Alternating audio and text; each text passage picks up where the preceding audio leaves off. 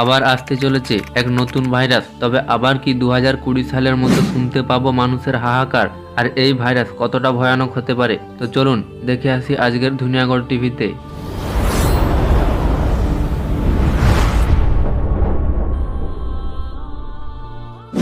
Hello বন্ধুরা, 2025 সাল আসতে না আসতেই আবারও এক নতুন ভাইরাসের মুখোমুখি হতে চলেছি।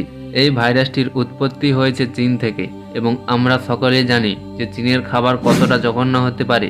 যে প্রাণীগুলোকে তারা খায় তাদের শরীরে অনেক খারাপ ব্যাকটেরিয়া থাকে, যার কারণে সেখানে নতুন করে ভাইরাস জন্ম হয়। কিন্তু ভাইরাস জন্ম নেওয়ার পর সেটি খুব তাড়াতাড়ি দ্রুত গতিতে ছড়িয়ে পড়ে। চীনের নতুন ভাইরাস কিভাবে এটি বিশ্বকে প্রভাবিত করতে পারে? বিশ্ব আবারও এক নতুন চ্যালেঞ্জের মুখোমুখি। চীন থেকে ছড়িয়ে পড়া নতুন ভাইরাস নিয়ে উদ্বিগ্ন স্বাস্থ্য বিশেষজ্ঞরা।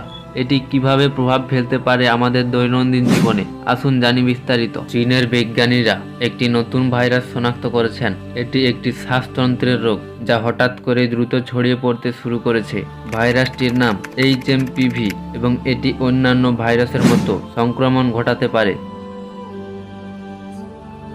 বিশেষজ্ঞরা বলছেন ভাইরাসটি ছড়াচ্ছে হাঁচি কাশির মাধ্যমে, পাশাপাশি দূষিত জিনিসপত্র বা জনবহুল স্থানে ভাইরাসটি দ্রুত সংক্রমিত হতে পারে।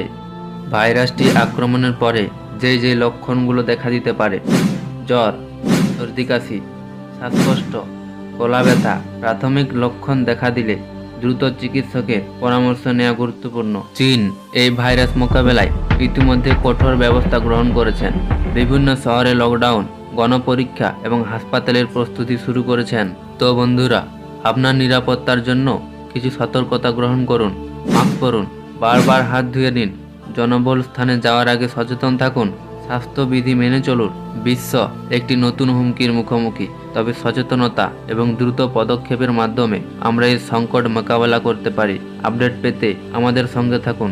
এই বিষয়ে আপনার মতামত কি নিচে কমেন্ট করে জানান এবং নতুন আপডেট পেতে হলে আমাদের চ্যানেল সাবস্ক্রাইব করুন। ধন্যবাদ।